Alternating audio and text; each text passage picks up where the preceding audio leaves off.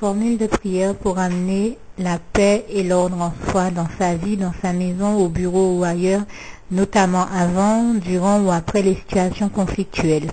Prière numéro 1. Seigneur Jésus, je remets entre tes mains tous mes problèmes, toutes mes préoccupations, toutes mes interrogations, toutes mes souffrances, mes inquiétudes, mes doutes, mes peurs, mes craintes, mes angoisses, mes paniques, mon stress, ainsi que toutes mes frayeurs, mon amertume, tout orgueil, toute culpabilité, tout sentiment ou ressentiment négatif, toute rancœur, toute rancune, et tous les fardeaux qui pèsent sur mes épaules, ainsi que tout esprit de confusion et tout autre esprit impur.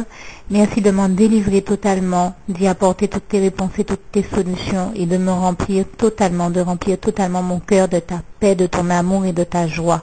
Je scelle toutes ces demandes dans le sang précieux de Jésus, au nom puissant de Jésus, ainsi que la revendication des promesses faites dans le psaume 68, versets 20, 21 et 31.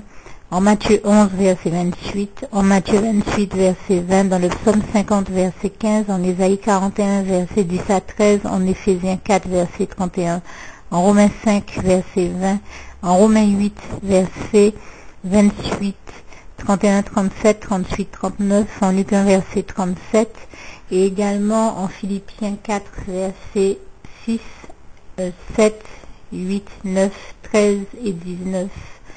Dans le sang précieux de Jésus, au nom puissant de Jésus.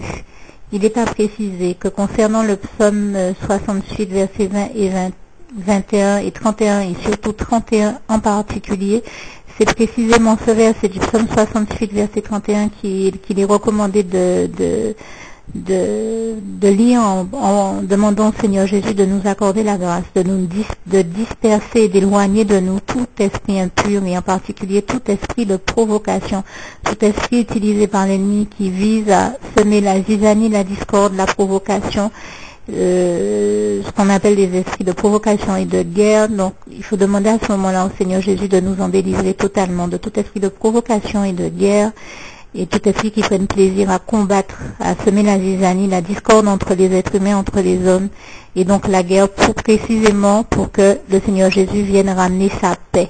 Comme il nous dit qu'il nous donne sa paix en Jean 14, verset 27. Et donc je lis le psaume 68, versets 20, 21 et 31. Béni soit le Seigneur qui chaque jour, quand on nous accable, Dieu nous délivre. Dieu est pour nous le Dieu des délivrances, et l'Éternel, le Seigneur seul, peut nous garantir de la mort. Verset 31. Épouvante l'animal des roseaux, la troupe des taureaux avec les veaux des peuples qui se prosternent avec des pièces d'argent, disperse les peuples qui prennent plaisir à combattre.